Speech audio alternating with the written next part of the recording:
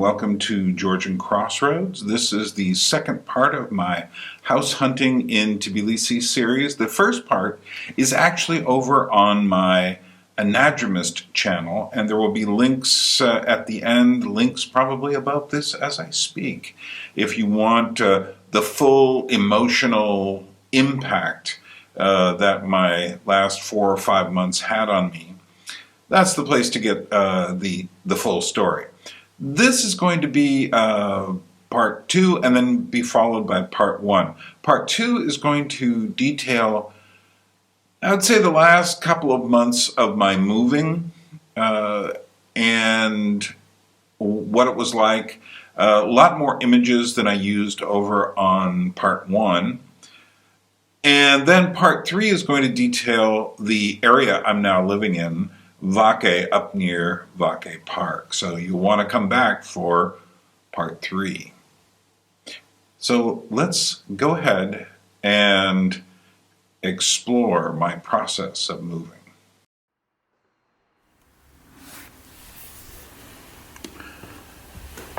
I had many delays trying to find a place since the beginning of August. And one of the reasons was that so many people had left the city to go on vacation. Other people had other issues. One friend left to go to school in Norway. And then my first visit to a place to move was in Vake, where I ended up. But it was probably the most depressing area of Vake imaginable, kind of down near a ravine with half-finished buildings from like 15 years ago still there, and old Soviet kind of squats, these high-rise nightmares of just darkness, and then going into a family that was I just felt like I was invading their space. Even though they wanted me there, they wanted to sell the place. Then there was just interminable moments of trying to get my money from America to here. I ended up finding a place near the Marjanishvili area.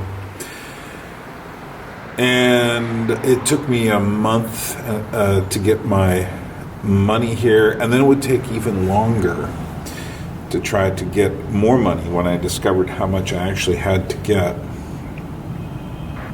All of this can be heard on the part 1. I found this place, though, over near Station Square, the main railroad station.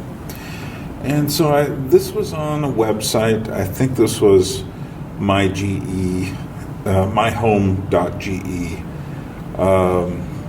And it looks okay here. There were some structural issues that were difficult. There were stains on the bedroom wall. The ceilings were odd here. You can see the outdoor ceiling is very strange. It's almost like plastic someone had put up there. This was the entrance to the courtyard, which I kind of liked. I actually wanted to be in an old courtyard situation like this.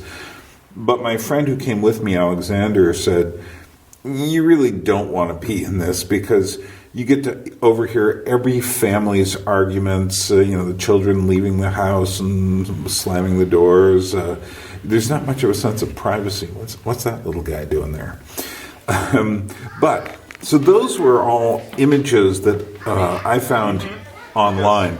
This is my own set of videos and photographs exploring this house more. Now, all of this furniture went with the house. Well, no, it didn't go with the house. They were going to take it, I hoped. Okay, and Except I wanted them to leave the refrigerator and the stove, and I would have paid for that. I will tell you. And at one point, it was hinted that I would have to, that they were taking the kitchen sink as well. But this was looking out of the kitchen.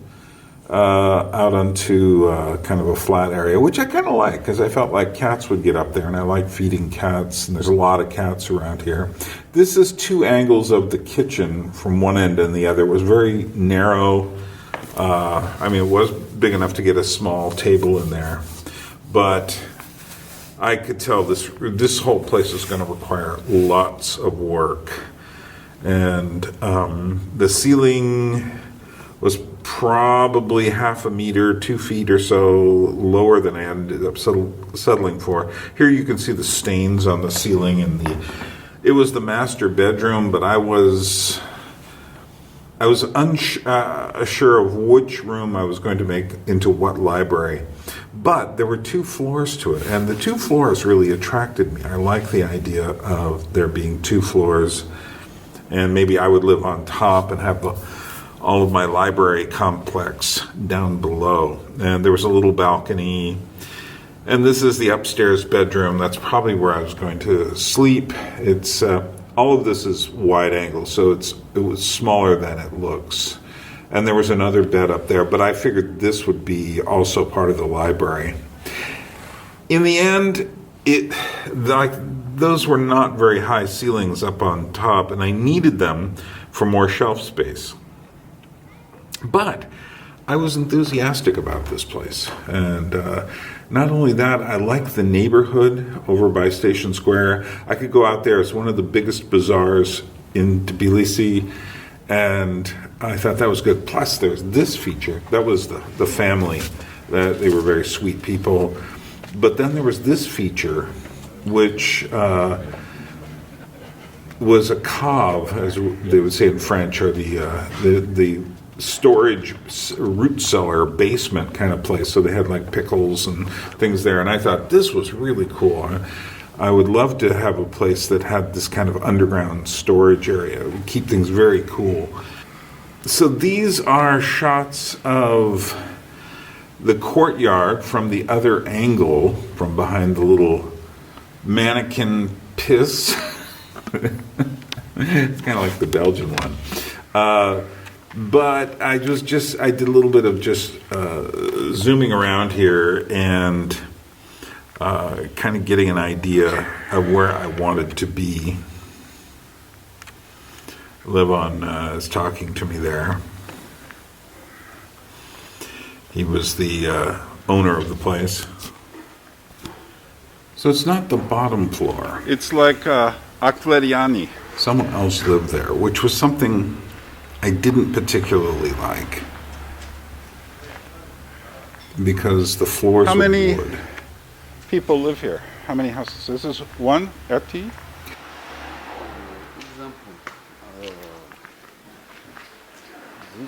This one, Uh-huh. this one. Sami? Same. Oh, it's all the same. Okay. He rent this one and this That's one. I think Then there's one there? Or is that very big? Does it go to there? I don't know, maybe 20 maximum. Okay. 20.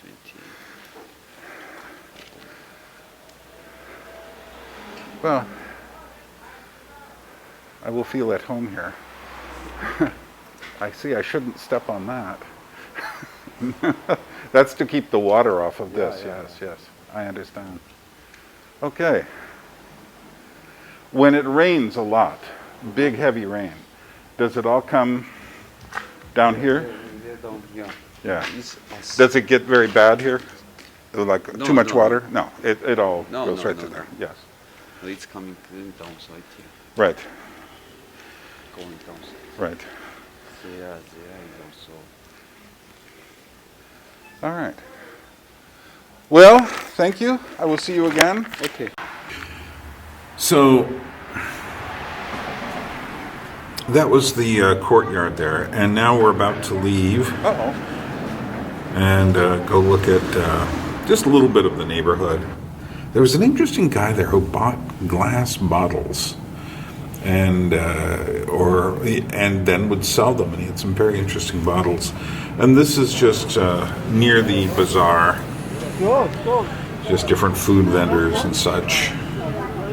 And one could get a lot of fresh fruit and vegetables, meats and such here. Although the truth is, I would rather have a nice big grocery store because sometimes the quality you're not sure. Like I've seen people, sell pig meat on the streets, or chickens that were, just on the streets, and I'm not so sure about that stuff, or if my stomach is strong enough for it.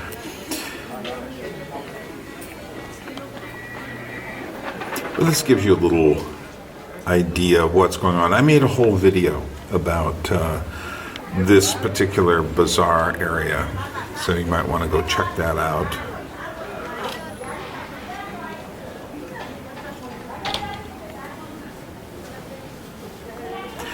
So I was feeling pretty happy. I was thinking in fact I went and put $1,000 as a kind of a good faith deposit through a notary. And then I had more problems at the bank. And the problems were, I'm 66 years old. They have a policy that no loans are to be outstanding after the age of 70. And I just couldn't do it. Plus they had 12 point something interest here. You can kind of set your own interest and do your standard, but this gives you a little bit of an idea. They were asking $40,000, but my bank in Alaska, the First National Bank, very, very sticky. But this is the cadastral paper that explained what was going on in Georgian. I had an English copy as well. And it just didn't work. Like I say, I explain all this in more detail in part 1. But then what I did is I just immediately, once I realized it was going to fail, the process, I said, okay, unless I had that $40,000 in my pocket, I can't do it. So let's try to rent the best place possible. And I was looking through the pages, and I kept coming across listings with really heavy furniture. They were about $500 to $700 for the amount of space I wanted and in the neighborhoods I wanted. The further away I get, the more, but I was looking for something less. And then I came across this place, which looked great to me, except it was listed as commercial. And evidently in Georgia, no one even thinks of renting a place without furniture as like a rental. They think of it as office space, because if it wasn't an office, then it'd already have the furniture. Which, of course, as an American, is not how I think at all. And I'm thinking long term, so I'd have to buy a couple of pieces of furniture to fill this up. But it looked interesting. I liked the size of it. I liked what seemed possible here. That's the kitchen. There were certain details I didn't notice until I'd already shaken hands on it. One was that the kitchen didn't have an oven. It only had a stovetop. And so I ended up making a deal with the landlord, just go 50-50 on an oven. This was the bathroom. Evidently they were working on it, but there's still no curtain between the shower and the rest of the world there. But this gives you an idea. Again, this is a wide-angle lens, but this is my photos, and I purposely used a wide-angle lens just to kind of capture a sense of what I might do with the space. So these rooms here, they have nice high ceilings. Though that is not really a wood floor. It's some sort of plastic rolled on imitation wood, but it works fair enough for me. And there were 3 rooms, nice little backyard that was quiet with a kind of a little park just for sitting and such. That seemed good. This was looking out the back, right next to the kitchen. And the refrigerator and washing machine. Like I said, I had to invest in an oven. The water pressure isn't quite what I want. Maybe there's a way I can deal with that. But the price was $300 a month. And since I had accumulated this money to try to buy a house, I just simply said to them, I'll give you a year in advance. And they snapped at it and said, you sure? And I said, yep. And because what I'm not telling you here is where it is, what the neighborhood is. I had to enter the door, put the key in, walk upstairs, one flight. There is an elevator there, but alas, it doesn't even stop, can't be hailed at what for me is the second floor, but for them is the first floor. Sometimes they aren't really consistent about which is first, which is second floor here. But it is the first landing, so we'll call it that. So go up here. They're nice wide steps. They're not too steep. And so I'm going to have to move everything. And there's my house. Kind of a dingy area, but what's interesting is that these stairways are not, they have the windows have no glass in them. It's almost like they're considered to be the outside world. So this is now my first time entering the house as my house, or my flat. It's not a house. The thing about it is, look, see how thick those walls are? They're all like that. Massively thick. This was built in 1956. Pre-Khrushchev era Soviet building, which was like overbuilding.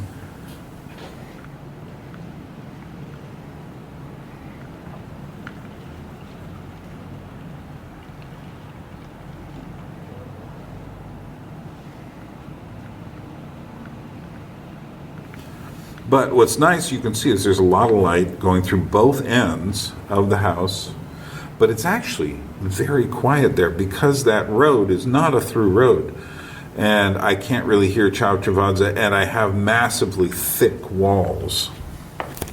It'll work both for a library and for just insulation. I don't think it's going to get very hot in there, even though there are 3 air conditioners. But the way it is I hardly use the heat.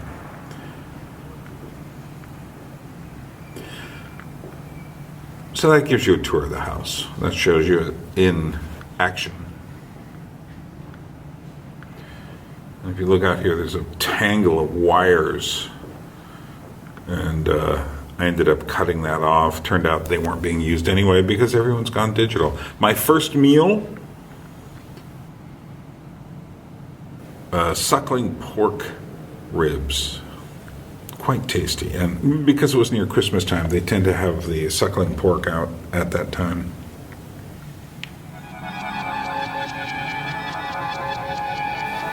So, it's time to move from my old place to the new. So let's take everything down.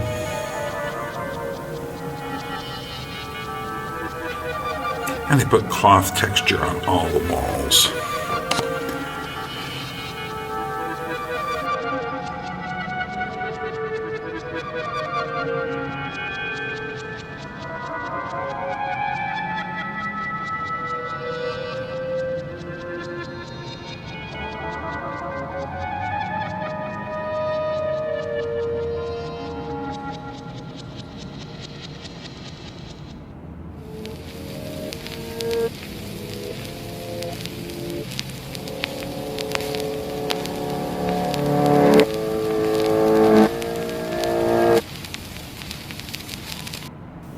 Okay, so this is basically the last day there. All of that stuff belonged to the apartment. I had painted the back wall, which is why it looks so nice. And I am about to leave and lock the door for the last time.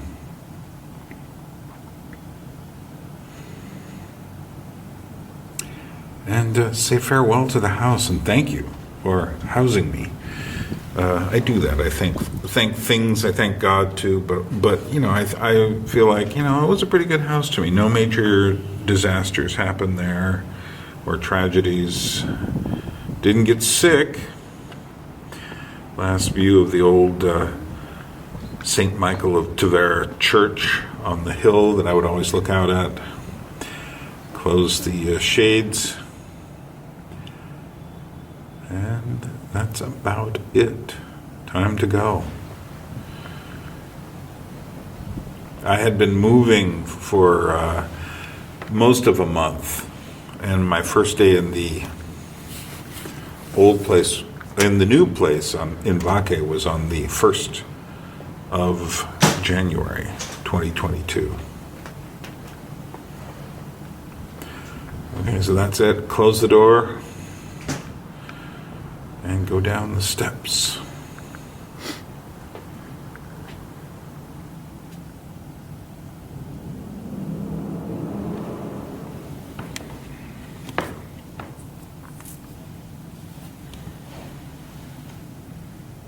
I actually did not back out. I shot this going up, but it seemed like a good way. And I'd never really photographed these steps before, and I spent a lot of time walking through them in the middle of the night, and all sorts of... They were rather tricky. And there, soccer club.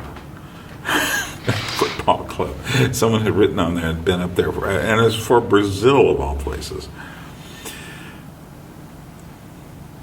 Okay. Oh, there it is. Brazil, FCB. I think there's another Barcelona written under it, which I'm sure there's a story that goes with that. And that's the end. That's number 13. Solomon Zaldistanishvili, Turn. Okay, and now I'm going to go down the hill. Again, I shot this all backwards on purpose. I just wanted to give a sense of leaving. And this was a long way up the hill every time. I think it probably cost me my health a little bit because there were so many times I didn't want to make the pilgrimage to come back up, particularly in the summer.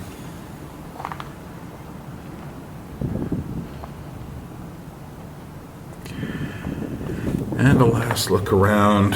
There's another little stairway that goes up to Zaldistanishvili Close. And there's Zaldistanishvili Turn. I'm not Turn, a street. And I think there was one more. There's one, just in one spot, it was called Square, even though it was just basically a sidewalk.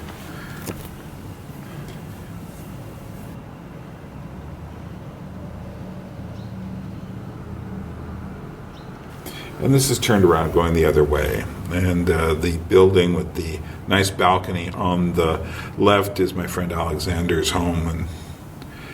And now back, I've now got new furniture, new bed. That chair I had bought before, and I did have to get a new TV screen to do monitoring for these videos. And there's my new couch. And I'm going to put stuff on the walls, the fabric I had before. And I brought all the books that I've accumulated in Tbilisi. There you have it. I ended up moving into a new place that ends up being, I don't want to say perfect, but because it's not. No place is perfect. There are all sorts of little things you notice. Some of them will end up becoming bigger things, no doubt. But I'm feeling pretty satisfied right now, and as I'm on the eve of going to Prague to work on a book project with the editor of a magazine there, I'm feeling good. And any queasiness I had felt during the process of moving has now evaporated. So, thanks for coming with me on Georgian Crossroads. Come back for part 3. It'll be right around here because I'm going to put 1, 2, and 3 all up together at the same time. And what can I say? But Nahuamdis and Droebit. We will indeed meet again soon.